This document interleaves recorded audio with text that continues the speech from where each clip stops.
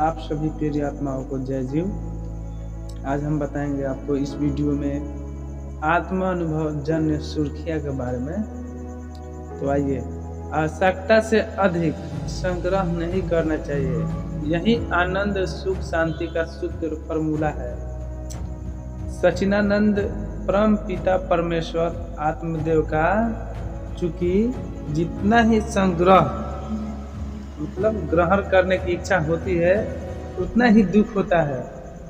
अगर प्राप्त न हो तो भी दुख होता है, बहुत अधिक प्राप्त न हो तो भी दुख होता है, कोई वस्तु प्राप्त होकर नष्ट हो जाए तो भी दुख होता है।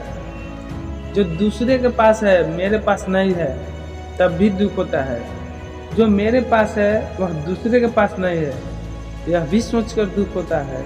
मेरे पास जो है उसे ही अनिवार्य आवश्यकता समझकर संतुष्ट होकर भोग करना है, यही सत्य है। 8 शक्तियाँ सर्वोत्तम स्थायी संपत्ति है।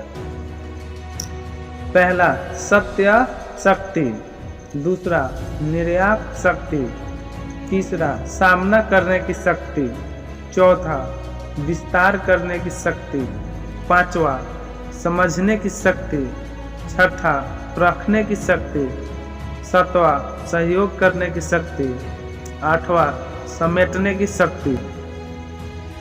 तो संपूर्णता एवं सर्व सद्गुण प्राप्ति के लिए तीव्र पुरुषार्थ करना ही पवित्र आत्मा की निशानी है। योगेश्वर शिव मुनि जी के अनुसार सारे दिन में एक समय सर्वांग चक्र भेदन एकाग्र चित्त के साथ शिव संकल्प श्रेष्ठ शुभ भावना का जमा करना, पूरे कल्प के लिए ज्ञान मस्तिष्क रूपी बैंक में संचय करना होता है। तो बचत के खाता में संग्रह किया हुआ धरोहर ही निश्चयात्मक जीवन है। मन वचन कर्म से ही किसी जीव को दुख तो नहीं दिया, किसी से खीट खीट करके संस्कार को धब्बा तो नहीं लगा दिया। पूरा स्टेशन के साथ अंतःकरण को साक्षी दृष्टा मानकर हर कर्म निश्चितता के साथ योगदान करना, हर श्वास से यह संकल्प भरना कि मैं इष्ट देव हूँ, पंच भौतिक शरीर मेरा रहने का मंदिर निवास है, मैं फरिश्ता हूँ।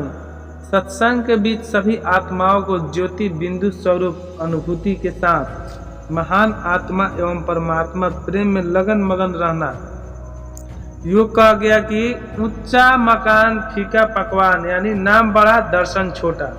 क्योंकि यह सर्वसिद्धित है कि दूसरों के प्रशंसा से जलना और आलोचना के पवित्र आग में घी डालना इंसान के व्यक्तित्व की ही पहचान है।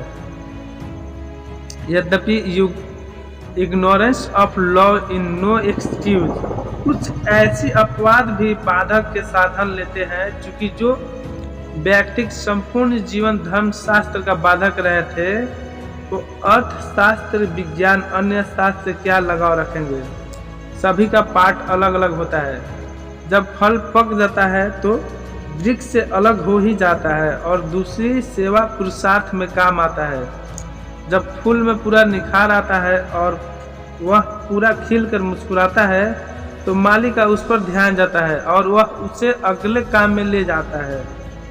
इसी रीति सद्गुरु शिव एवं अन्य विशिष्ट विभूतिया का स्नातक हुआ बीज स्वरूप फूल फल एवं विभूतिया से हम सबों का बारंबार जय जीव जय जीव जय शिव।